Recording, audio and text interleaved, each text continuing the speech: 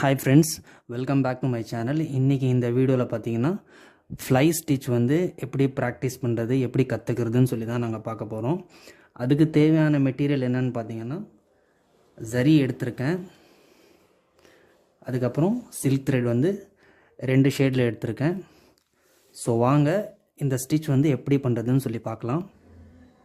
அதுக்கு முன்னாடி நீங்கள் நம்ம சேனலுக்கு இன்னும் சப்ஸ்கிரைப் பண்ணலாம், சப்ஸ்கிரைப் பண்ணிக்கோங்க, பெல் ஐக்கானையும் கிளிக் பண்ணிக்கோங்க. அப்போ தான் வந்து நான் கிளாஸஸ் வீடியோ போட்ட உடனே உங்களுக்கு அப்டேட் வரும். சரி வாங்க இப்போது இந்த ஸ்டிச் வந்து எப்படி பண்ணுறதுன்னு சொல்லி பார்க்கலாம். ஃபஸ்ட்டு நாங்கள் ஜரியில் வந்து ஸ்டார்ட் பண்ணலாம். ஸோ ஃபஸ்ட்டு வந்து ஜரியில் வந்து ஒரு லாக் ஸ்டிச் போட்டு ஒரு லூப் நான் எடுத்துக்கிறேன். ஸோ இந்த ஸ்டிச் பார்த்திங்கன்னா எப்போவுமே வந்து இங்கேருந்து தான் ஸ்டார்ட் பண்ணணும். நிறைய பேர் வந்து ரிவர்ஸில் இங்கேருந்து ஸ்டார்ட் பண்ணி பழகுவாங்க, அந்த மாதிரி வந்து நீங்கள் பண்ணக்கூடாது. ஸோ எப்போவுமே வந்து இந்த ஸ்டிச் வந்து இங்கேருந்து பண்ணுறதுக்கு ப்ராக்டிஸ் பண்ணுங்கள். நல்லா ப்ராக்டிஸ் ஆனதுக்கப்புறம் நீங்கள் ரிவர்ஸில் கூட பண்ணலாம். ஸோ ஃபஸ்ட்டு வந்து ஒரு லூப் எடுத்து சென்டரில் ஒரு ஸ்டிச் போடுறேன், சின்னதாக ஒரு ஸ்டிச் போட்டு அதுக்கப்புறம் இங்கே ஒரு ஸ்டிச் போட்டு நான் ஸ்ட்ரெயிட்டாக இழுக்கிறேன். இது வந்து ஃபிஷ் போன் ஸ்டிச் மாதிரியே இருக்கும், ஆனால் இது ஃபிஷ் போன் ஸ்டிச் கிடையாது. இதுக்கு வந்து வீட் ஸ்டிச்சுன்னு கூட சொல்கிறாங்க. அதுக்கப்புறம் இங்கே ஒரு ஸ்டிச் போட்டு நான் இழுக்கிறேன். அதுக்கப்புறம் சின்னதாக ஒரு செயின் ஸ்டிச் போட்டு மறுபடியும் அதே மாதிரி ஒரு ஸ்டிச் போட்டு ஸ்ட்ரெயிட்டாக நாங்கள் இழுக்கிறோம். சென்டரில் ஒரு சின்ன செயின் ஸ்டிச், அதுக்கப்புறம் மறுபடியும் அதே மாதிரி போட்டு ஸ்டிச்சஸ் வந்து நாங்கள் அதே மாதிரி போட்டு இழுக்கிறோம். ஆனால் இதில் ஒரு கவனிக்க வேண்டிய விஷயம் என்னன்னா, இந்த 2 பக்கமும் பார்த்திங்கன்னா கேப் வந்து ஈவனாக இருக்கணும், ஒரே மாதிரியாக இருக்கணும். கேப்பு ஒரு பக்கம் கேப் அதிகமாக இருக்கக்கூடாது, இன்னொரு பக்கம் கேப்பு கம்மியாக இருக்கக்கூடாது. கேப் வந்து ஒரே மாதிரி இருக்கணும். ஸோ மறுபடியும் ஒரு சின்ன செயின் ஸ்டிச்சு, அதுக்கப்புறம் இங்கே ஒரு ஸ்டிச் போட்டு இழுக்கிறோம்.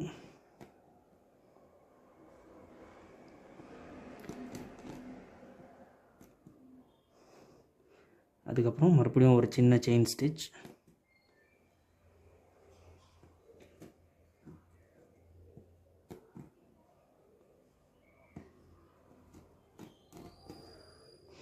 இது வந்து இழுக்கும்போது பார்த்தீங்கன்னா லூஸாக ஃப்ரீயாக விட்டு இழுக்கணும், கீழே வந்து டைட்டாக வந்து இறுக்கி பிடிக்கக்கூடாது.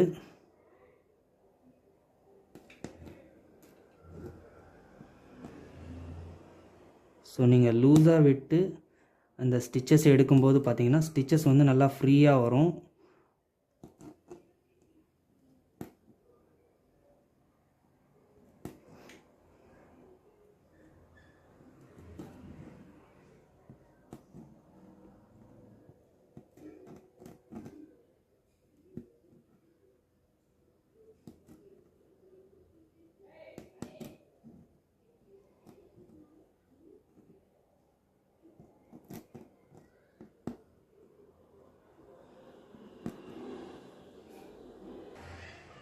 இப்போ வந்து இந்த ஸ்டிச் வந்து நாங்கள் ஃபினிஷ் பண்ண போகிறோம்.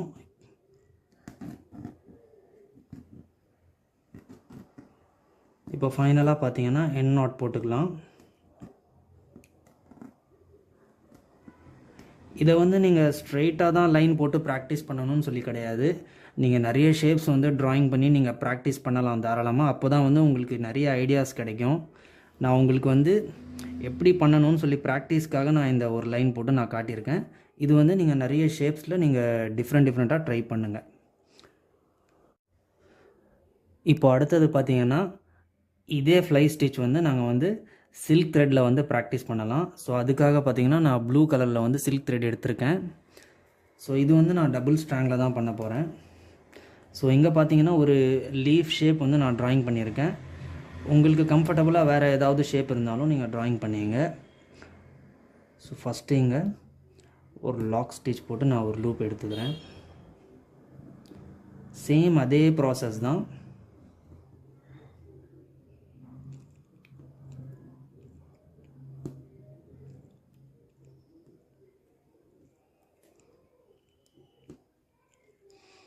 சின்னதாக ஒரு செயின் ஸ்டிச் போட்டு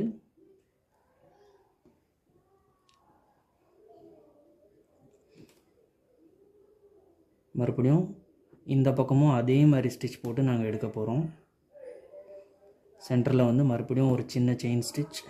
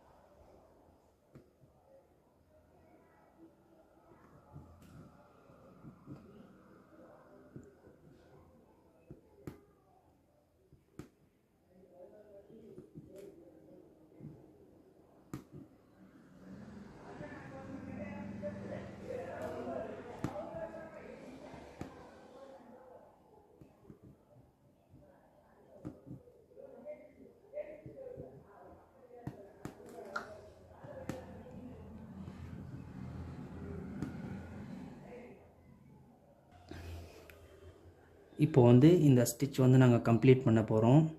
ஸோ இதில் என்னன்னு பார்த்தீங்கன்னா, இது வளைஞ்சிருக்கு இல்லைங்களா? ஸோ வந்து இது எப்படி வளையுது அதுக்கேற்ற மாதிரி ஸ்டிச்சஸும் வந்து நீங்கள் க்ராஸ் பண்ணிக்கணும். இப்போ ஃபைனலாக வந்து நாங்கள் எண்ட் நாட் போட்டுக்கலாம்.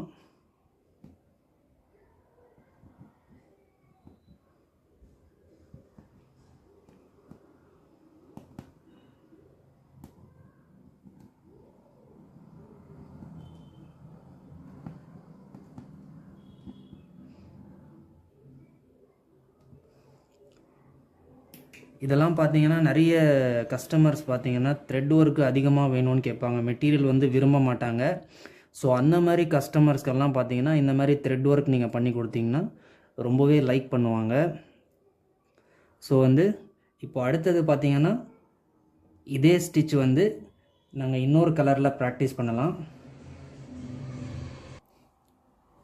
இப்போ அடுத்தது வந்து ரைட் சைட்லேருந்து ஸ்டிச் பண்ணலாம். ஸோ ஃபஸ்ட்டு இங்கேருந்து நான் வந்து ஒரு லாக் ஸ்டிச் போட்டு ஒரு லூப் எடுத்துக்கிறேன்.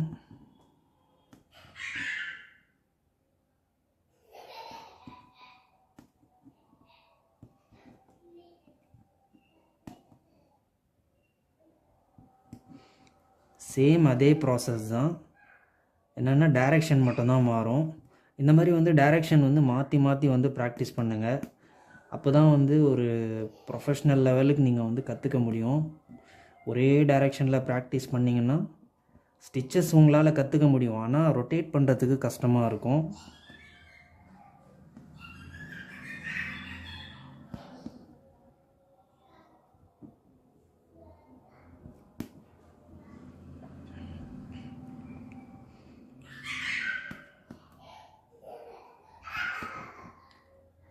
என்னுடைய டாட்டர் தான் விளையாடிக்கிட்டு இருக்காங்க. ஸோ அவங்களுடைய சத்தம் தான் அது. ஸோ நீங்கள் அது வந்து பெருசாக எடுத்துக்க வேணாம், நீங்கள் வந்து கிளாஸை கவனிங்க.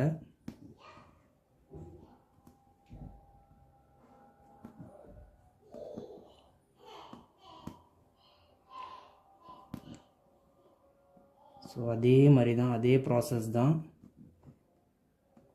நான் டைரெக்ஷன் மட்டும் உங்களுக்கு மாற்றி காட்டிக்கிட்டு இருக்கேன்.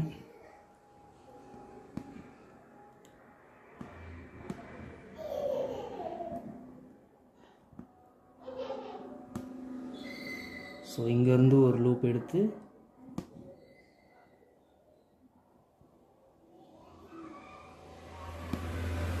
மறுபடியும் சென்டரில் ஒரு செயின் ஸ்டிச் போட்டு சேம் அதே மாதிரி இந்த பக்கமும் வந்து ஸ்டிச்சஸ் எடுத்து போடணும்.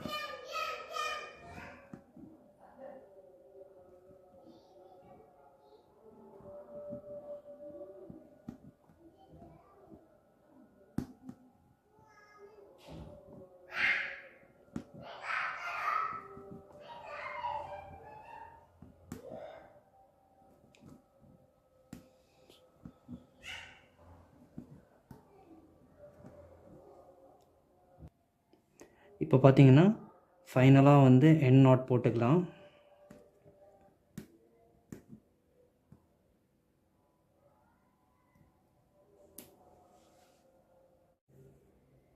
ஸோ அவ்வளோதான் ஃப்ரெண்ட்ஸ், இன்றைக்கி இந்த வீடியோவில் ஃப்ளை ஸ்டிச் வந்து எப்படி ப்ராக்டிஸ் பண்ணுறது, எப்படி கற்றுக்கிறதுன்னு சொல்லி டீட்டெயில்டாக பார்த்தோம். ஸோ இந்த வீடியோவை பற்றி ஏதாவது டவுட் இருந்ததுன்னா நீங்கள் கமெண்ட் செக்ஷனில் கேளுங்க. ஸோ இந்த வீடியோ பிடிச்சதுன்னா லைக் பண்ணுங்கள், ஷேர் பண்ணுங்கள், மறக்காமல் நம்ம சேனலுக்கு சப்ஸ்கிரைப் பண்ணி பெல் ஐக்கானையும் கிளிக் பண்ணிவிடுங்க. தேங்க்யூ, தேங்க்ஸ் ஃபார் வாட்சிங்.